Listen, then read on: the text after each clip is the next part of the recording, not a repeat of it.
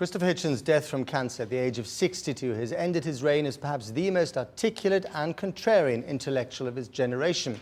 As vibrant on the page as he was at the bar. That's how Vanity Fair magazine put it. Hitch, as he was called by his friends on either side of the Atlantic, was both unpredictable and unafraid of offending anyone. And offend he did. Passionate and opinionated, he once even set about telling Americans how to make a proper cup of tea. Jonathan Rugman looks back at his life. Well, there can be no other explanation for people wanting to vote for Governor George Bush of Texas except that he puts an end to the Clinton-Gore era. He thrived on verbal combat.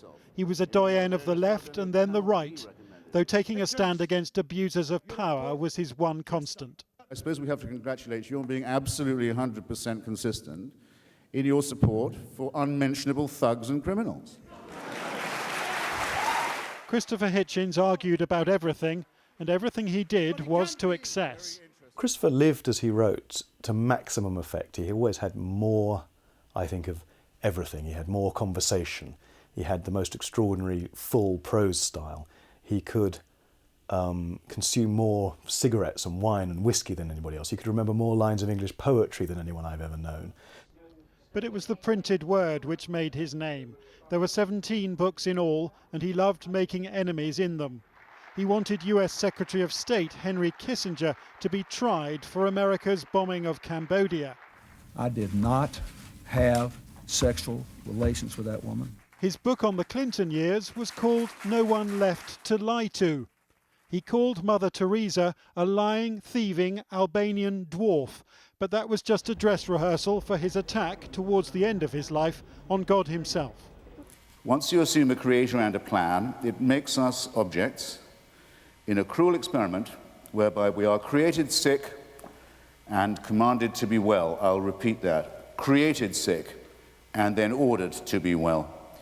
And over us to supervise this is installed a celestial dictatorship, a kind of divine North Korea. He was born in Portsmouth, the son of a distant and stiff-lipped naval officer. At Oxford, he hated losing on University Challenge, and he later boasted of sleeping with two men who ended up in the Tory cabinet.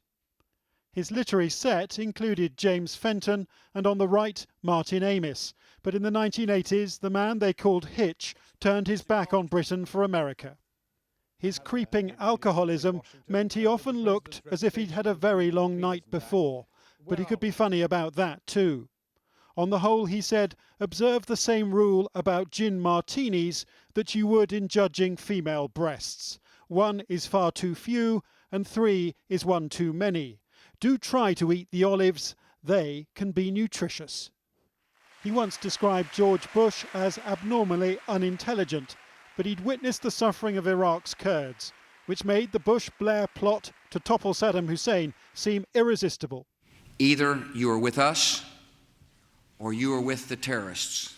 Whether you liked what he said or you didn't like what he said, or agreed or disagreed with him, he had this incredible strength and formidable courage in standing up for what he believed. Because of Iraq, many on the left never forgave him. This is a bloated, drink-sodden former Trotskyist, lunatic. Mr. Galloway, you've insulted me now 3 times. George Galloway despised him, but the feeling was mutual. The man's search for a tyrannical fatherland never ends. The Soviet Union's let him down. Albania's gone. The Red Army's out of Afghanistan and Czechoslovakia. The hunt persists. His last outrageous act was dying of esophageal cancer, aged just 62. But nobody could say of Hitch that he hadn't lived life to the full. Jonathan Rugman reporting.